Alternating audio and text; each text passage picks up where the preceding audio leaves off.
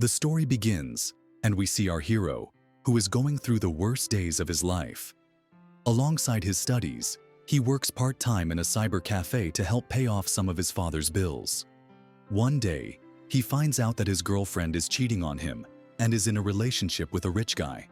Because of this, she breaks up with him. We then see that the hero has a lot of pending credit card bills because he had bought many expensive gifts for his ex-girlfriend.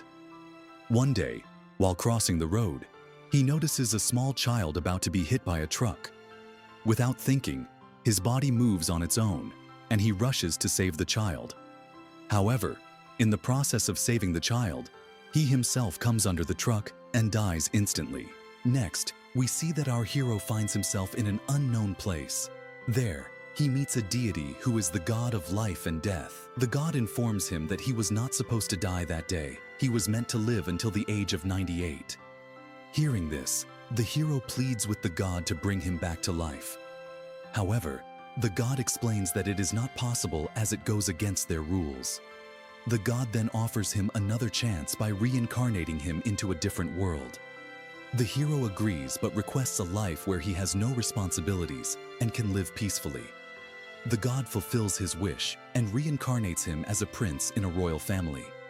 The story then unfolds as the hero wakes up in his new life. In the new world, he discovers that he has been born into a powerful clan. 15 years pass, and Nick grows up like a lazy boy. He has 2 servants who do everything for him, while he spends his time eating and relaxing. Everyone else practices and trains, but Nick enjoys his carefree life. This is exactly the kind of life he wanted. However, whenever his father comes to check on him, Nick pretends to be practicing diligently. His father always forbids him from going out to train because he doesn't trust him fully. One day, a conspiracy against the clan begins brewing, and Nick's father, sensing the danger, tells him to always be prepared and to work on becoming a good leader. Eventually, his father permits Nick to go out and train, but only on one condition. He must first defeat a demon monster. Nick agrees and sets out to fight. At first, he encounters a small monster and assumes it will be easy to defeat. However, as soon as Nick breaks the seal on the monster, it grows into a massive, powerful beast. Seeing the monster's size and strength, Nick feels a bit scared, but decides to fight anyway. He attacks the monster with his sword, but the monster counters and throws him backward with great force. The monster simply swipes Nick aside as he tries to attack it. When Nick attempts to strike again, he realizes the monster's body is so strong that his sword can barely scratch it. The monster lands a heavy blow, knocking Nick to the ground. However, Nick stands up again, determined not to give up no matter what. He calls upon his inner power, releasing a surge of energy that creates a powerful aura around him. Feeling stronger and more confident, Nick launches a high-speed attack on the monster, severely injuring it. Seeing this, Nick's father throws him a special sword, a legendary and powerful weapon. However, the sword only activates when Nick pours some of his blood onto it. Nick smears his blood on the sword, which begins to glow brightly. With one powerful strike, he defeats the monster. Just then, the monster's mother arrives, furious and determined to avenge her son's death. She enters the battlefield to confront Nick. To protect Nick, his father steps in. Nick attempts to fight the mother monster, but she dodges his attacks and lands a blow on him, severing one of his arms. Using a magical spell, Nick manages to reattach his arm while continuing to fend off the monster's relentless attacks. Nick's father steps in again, shielding him and launching a powerful attack on the monster. This forces the monster to retreat. Afterward, Nick meets the monster's mother and learns that she wasn't entirely in the wrong. She was simply avenging her son, whom Nick had killed. Feeling conflicted, Nick's mother explains to him that such emotions might hinder his judgment when he becomes king.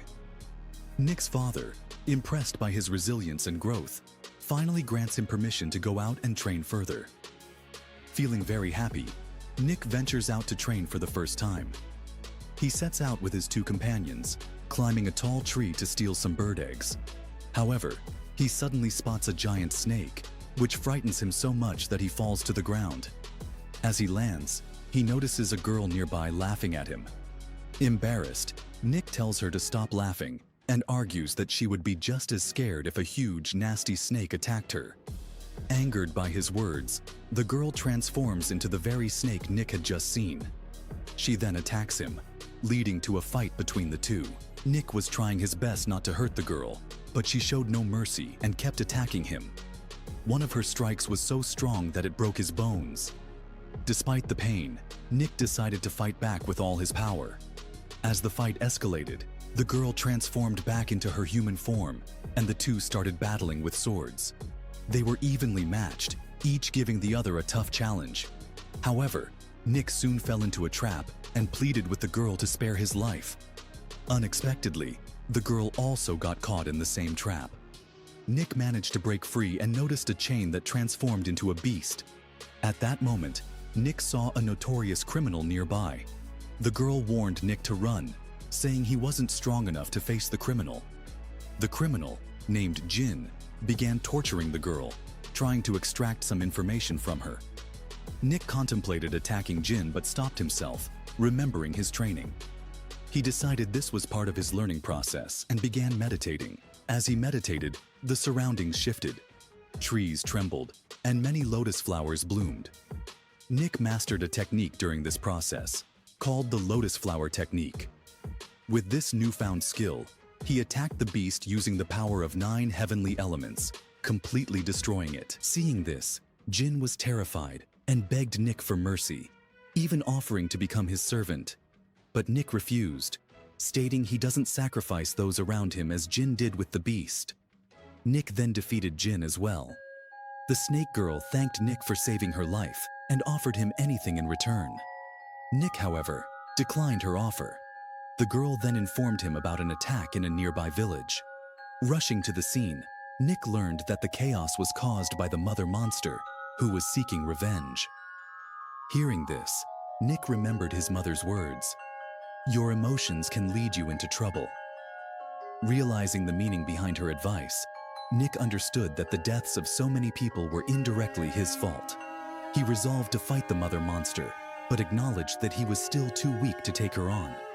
Nick needed at least 3 years of training to be ready to fight the mother monster. However, the king argued that there wasn't enough time and offered to defeat the mother monster in Nick's place. Nick refused, explaining that it was his actions that caused the mother monster to seek revenge, so it was his responsibility to stop her. At that moment, the snake girl arrived and revealed that there was a way to make Nick stronger in a short time. She told them about the immortal monsters who lived on Brightheart Island and were known for their exceptional combat skills. If Nick could pass their 3 tests, they would train him. She warned Nick that the island was extremely dangerous, but Nick, determined to grow stronger, decided to take the risk. Nick and the snake girl set out for the island. When they arrived, they learned that only Nick could enter. As Nick ventured inside alone, he encountered a soldier who warned him to leave if he didn't want to die. Undeterred, Nick chose to fight. Suddenly, countless soldiers appeared and began attacking him. No matter how many soldiers Nick defeated, they kept regenerating. As he continued to fight, he realized that all the soldiers were connected, functioning as a single unit. If he could harm one in a specific way, it would affect all of them. Using his lotus flower technique, Nick launched a relentless attack and managed to defeat the soldiers after 3 straight days of non-stop fighting. Exhausted but determined, he continued on to the next test. Nick decided to meditate to regain his energy. As he began, he was faced with a massive beast, who offered him the chance to skip the second test and proceed directly to the third. The beast mentioned that Nick's life seemed meaningless since his girlfriend had left him. However, Nick refused to skip the test, determined to prove himself. The beast warned Nick and then attacked him, sending him flying with a powerful strike. It revealed that Nick didn't need to defeat it entirely.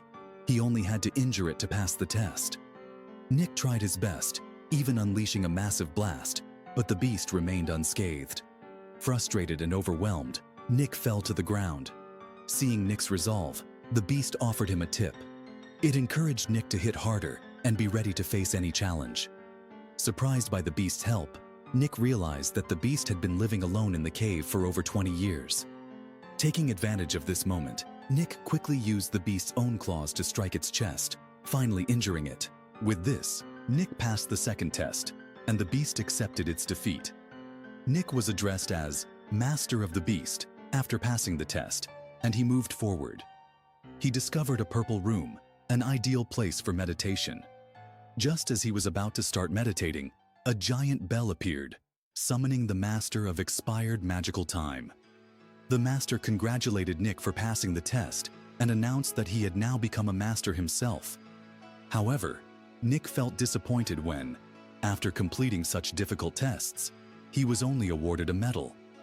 He questioned the purpose of the medal and its significance.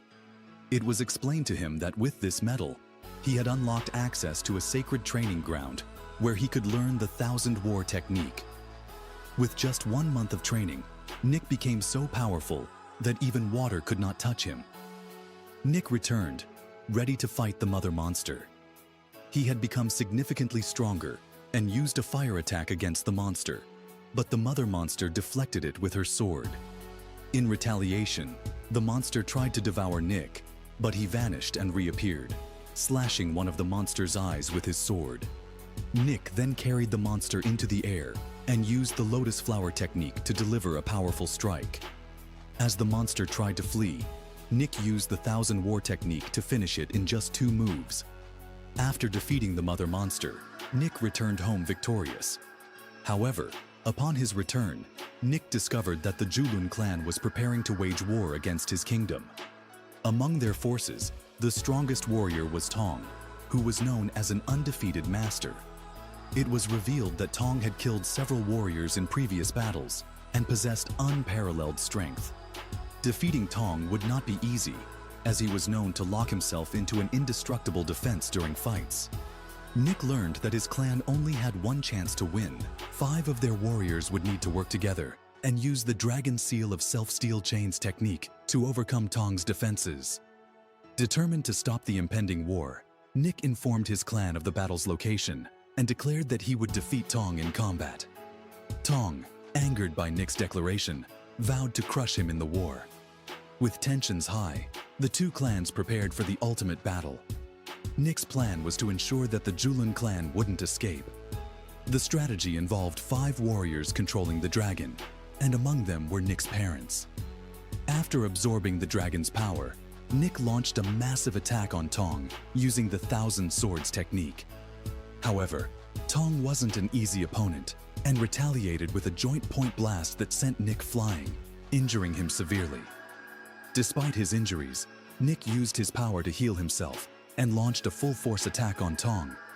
However, Tong used the Dragon Seal to trap Nick's aura as well, making it difficult for him to attack effectively. Tong unleashed relentless attacks, raining down like a storm, leaving Nick's allies unable to reach him. But Nick, using his ultimate techniques, prevented anyone from coming near him. Meanwhile, Tong broke free from the Dragon Seal and attacked Nick's parents. Nick intervened, and Tong shifted into his larger, more powerful form. The 2 began an intense battle, but Tong couldn't hold his ground against Nick for long. Nick then used the Sword of Lights technique to attack Tong and weaken him significantly. Finally, using his incredible speed, Nick immobilized Tong and, in the decisive moment, slit his throat. After defeating Tong, Nick began to absorb Tong's power. Kwai gets the opportunity to attack him. At the same time, a dragon attacks Nick's family. Nick's family tries to fight the dragon using the Dragon Seal, but they are unable to withstand its immense power. Nick watches helplessly as his family and clan fall before his eyes. Overcome with rage, Nick lets out a furious scream that shakes the entire earth. Fueled by his wrath, he tears the dragon into pieces, bringing the war to an end. Tears stream down his eyes because Pai and Nick were the only ones who survived the war. And with this, the story comes to an end.